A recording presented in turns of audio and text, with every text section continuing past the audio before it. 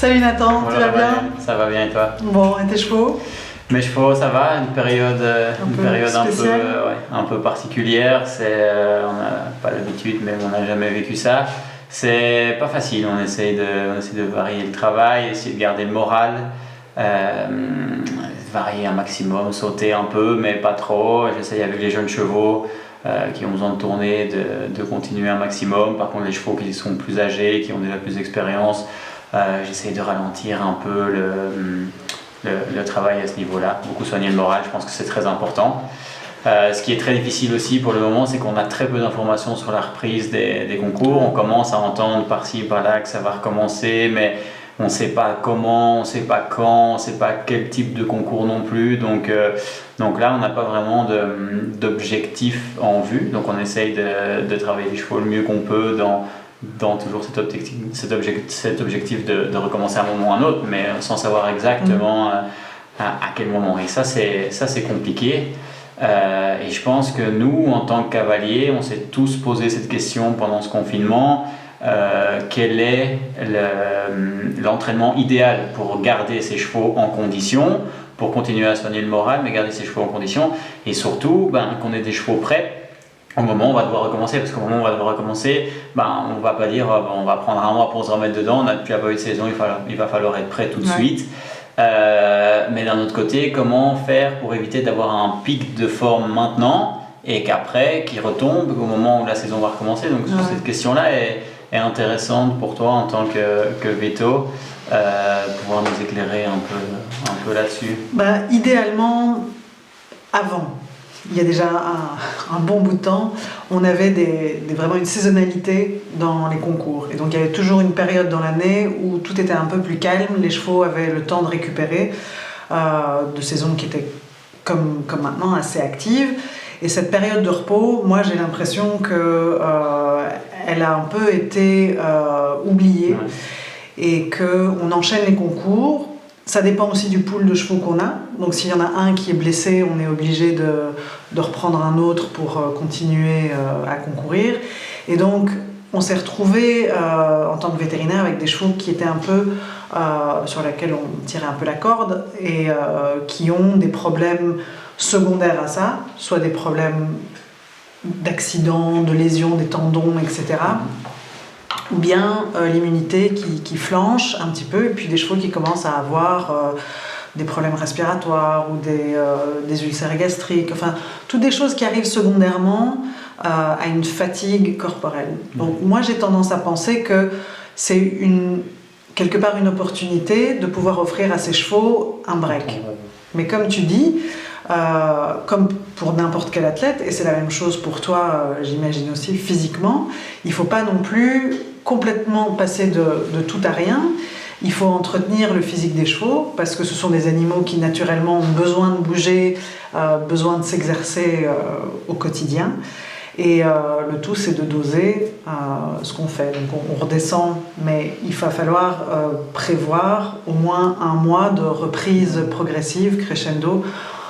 Et je crois que c'est une bonne idée de faire un petit travail d'entretien à l'obstacle, mais pas non plus recréer des parcours très, très compliqués.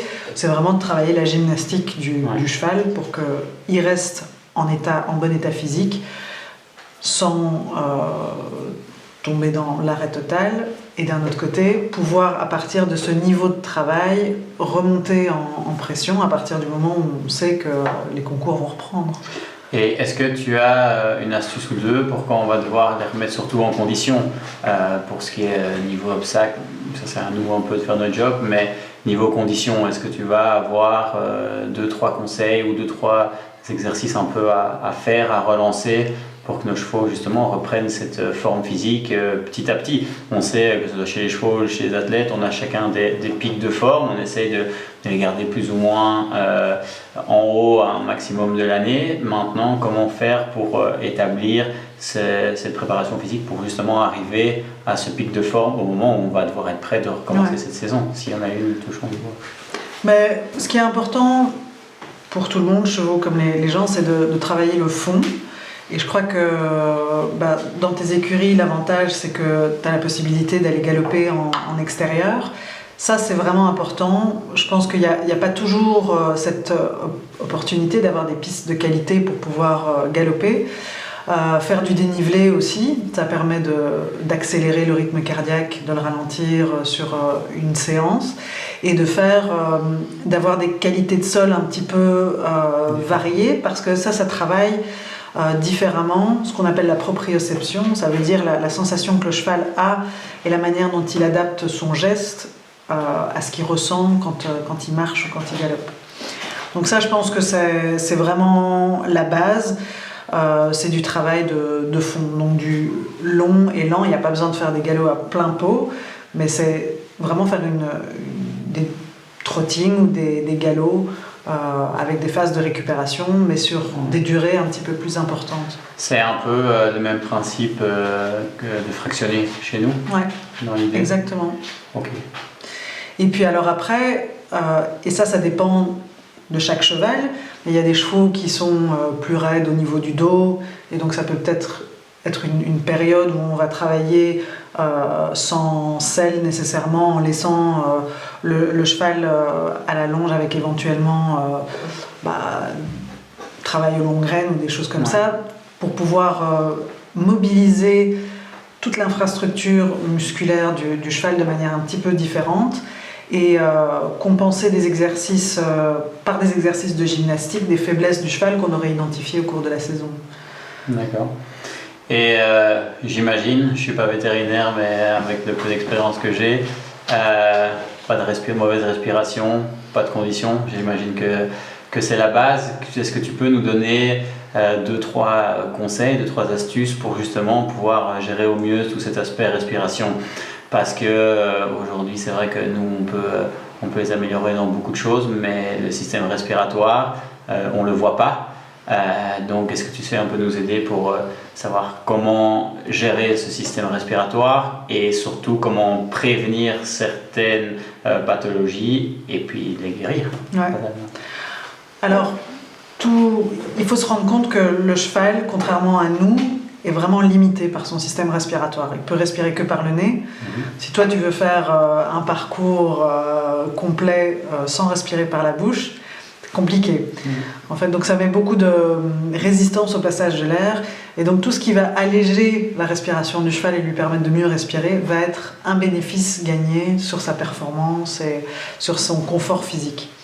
Donc tout part d'essayer d'avoir un environnement de qualité. Ça veut dire qu'il faut s'imaginer que les chevaux, ils sont en boxe souvent 22-23 heures sur 24. Est-ce que nous, on s'imaginerait être dans les mêmes conditions? On a les mêmes types de poumons. Est-ce qu'on dormirait sur une litière de paille? Est-ce qu'on resterait la tête face à un tas de fumier? Donc il faut un peu regarder la configuration de ces écuries et se dire est-ce que mon bâtiment est bien ventilé? Est-ce qu'il y a des ouvertures, des fenêtres qui permettent à l'air de circuler? Est-ce qu'il est propre? Donc on ne cherche pas non plus à mettre les chevaux dans un milieu stérile, mais comme dans une maison, on passe l'aspirateur de temps en temps, il faut garder le box sain sur le plan hygiénique. Et donc les litières ne sont pas toutes équivalentes. Les litières de paille, pour l'instant, on est à une période où elles sont récoltées depuis longtemps, les pailles, donc elles sont plus contaminées. Donc les litières de copeaux sont en général beaucoup plus faciles à gérer sur le plan hygiénique, il y a moins de contaminants dedans. Le foin, ça va être pareil, c'est quelque chose qui est récolté à partir du champ et donc qui peut être contaminé par des bactéries, des moisissures. Quand on le donne, on le distribue aux chevaux, il va passer du temps le nez dedans à manger, et donc il va inhaler tout ce qu'il y a dans le foin. Donc il faut que le foin soit le plus sain possible. Et il y a plusieurs solutions pour pouvoir assainir le foin. Il y a une solution de chez Sanequine qui est un probiotique qui s'appelle Heisan, qu'on met directement sur le foin, que tu connais d'ailleurs. Et les probiotiques recréent un écosystème sain. Ils font concurrence aux mauvaises bactéries, aux mauvaises moisissures. Ils permettent d'avoir un fourrage qui est beaucoup plus propre sur le plan hygiénique. Ouais, d'ailleurs, on peut le voir. Enfin, moi, quand je l'utilise, je laisse tremper avec ça. Et quand on voit la couleur de l'eau et les crasses qui restent avant de le donner, on peut s'imaginer comme quoi c'est vraiment important. Moi, ce produit-là, je le trouve très intéressant. Je l'utilise pour le foin, mais j'utilise aussi d'autres manières. Je ne sais pas si c'est bien ou pas bien, mais je le vaporise dans mes écuries et sur la litière et dans les box pour essayer justement d'assainir tout l'environnement et pas que mon foin. Est-ce que c'est une bonne idée? C'est une très bonne idée parce que les probiotiques, ce sont des petites levures qui sont tout à fait bénéfiques. Donc on peut les consommer, les manger, les respirer, ça ne provoque pas de réaction néfaste au niveau du corps. Mais par contre, dans l'environnement, ça maîtrise un petit peu mieux qui a le droit de se développer. Les probiotiques génèrent un écosystème sain. Et donc que ce soit sur le foin ou que ce soit sur les parois du box ou que ce soit sur la litière, ça garde un petit peu l'environnement sous contrôle. Donc c'est une très bonne idée.